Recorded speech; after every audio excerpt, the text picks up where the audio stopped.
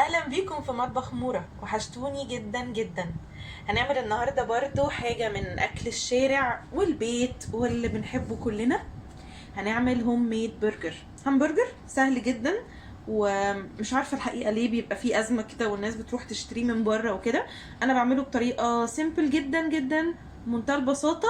هعمله معاكم وهنقدم سوا كذا فكره للتقديم، وهقول لكم كذا اقتراح ممكن نحطه عليه.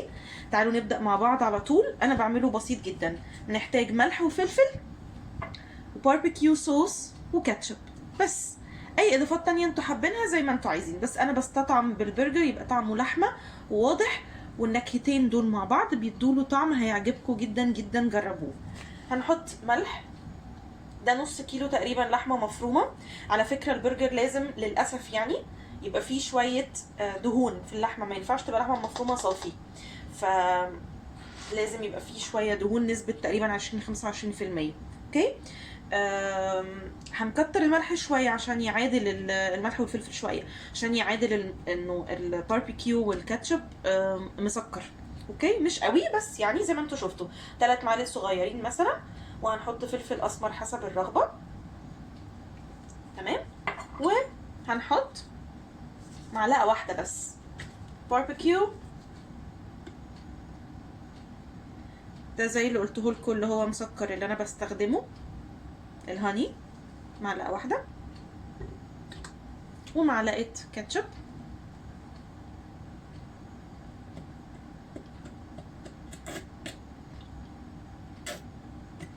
وبس.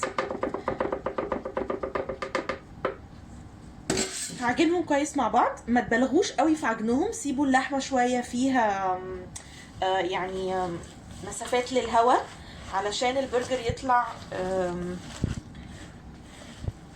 تخين، وطعم اللحمه جوسي وباينه فيه اللحمه زي ما بناكله بره. اوكي.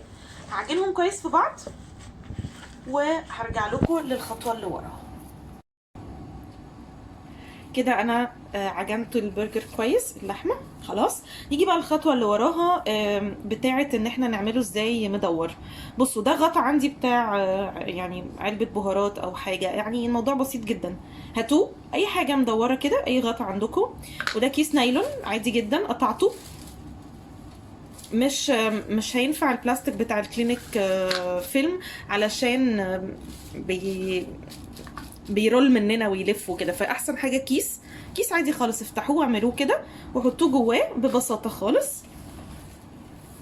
يعني دي مجرد فكره، عايزين تعملوه بايديكم ويبقى مش منتظم برضو مش عيب، عادي جدا جدا. ممكن بقى تحشوه جبنه، ت... ت... تعملوا اي افكار. في ناس بتحب تحط بهارات مشكله عليه، على الخلطه، مفيش مشاكل برضو خالص. في ناس بتحب تحط رشه توم باودر، عادي جدا برضو، براحتكم. كده انا بس مجرد ايه بظبط الشكل عشان يطلع حلو. وادي البرجرايه طلعت، بصوا شايفينها حلوه ازاي، منتظمه جدا. احطها على الطبق اهي. هو حلاوه البرجر انه يبقى مش منتظم، خلي بالكم هو هيكش لسه يعني كتير، فحاولوا تاخدوا الكور كلها قد بعضها عشان يطلعوا كلهم نفس الحجم يعني.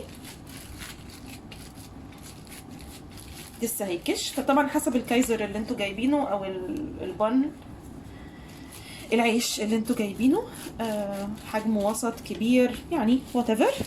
هوريك واحده كمان وبس عشان ما اطولش عليكم. بس كده بمنتهى السهوله، وما وسخناش اصلا الغطا، ما وسخناش اي حاجه. ادي البرجر اهو، منتظمه، شكلها حلو وجميله جدا. هخلص الكميه وارجع لكم. انا كده خلصت البرجر بتاعي. بصوا تقريبا النص كيلو بيطلع من 4 ل5 وحدات حسب الحجم اللي انت عايزه تعمليه. طبعا ممكن في مره واحده تعملي مثلا كيلو، كيلو ونص، زي ما انتوا عايزين.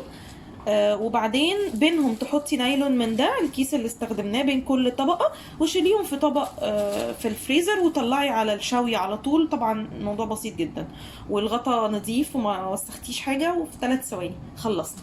خلاص يلا نروح للخطوه اللي وراها ونشوف هنعمل ايه بعد كده. عندنا حاجات كتير نعملها. دلوقتي بقى هنبتدي نشوي البرجر بتاعنا على طاسة، على جريل، على شواية، اللي انتوا عايزينه. انا شخصيا ما بحطش حاجة خالص، بحبها تبقى سخنة قوي قوي. وكده كده البرجر عندنا اللحمة فيها نسبة دهون، فهتنزلها، عايزها يسخن قوي. ايوه، وبس هنشويه دقايق على كل وش، ياخد العلامات. مش هنحركه من مكانه غير لما ياخد العلامات بتاعته. وبس هنخلص التسويه بتاعته، الشوي. ولو ما عندكوش جريل، مفيش شوايه، على طاسه عاديه، اي حاجه. وهنرجع بعد كده اقول لكم هنعمل بعد كده ايه. احنا كده تقريبا البرجر يعني خلاص 5 minutes، يعني 5 دقايق بس كده زي ما انتم شايفين اتشوى. على فكره هو الشكل اللي مش منتظم بتاع البرجر ده، وانه يبان لحمه قوي كده، هو ده اللي في المحلات. يعني هو ده اللي بيدي النكهه والطعم، وان التكستشر بتاعته، الملمس واللحمه بتاعته تبقى مش منتظمه. يعني طعمه هيعجبكم جدا، هو يعني بسيط جدا. هنطلعه وابتدي اقول لكم بقى ايه هنعمل بعدها ايه. كده خلصنا البرجر بتاعنا. طبعا التقديم بقى راجع ليكم. ممكن نحط خس، حلقات بصل، فلفل اخضر للي بيحب. بصوا بقى في كذا اقتراح. ممكن تعملوا مشروم بالصوص البني، هبقى اعمله لكم في فيديو.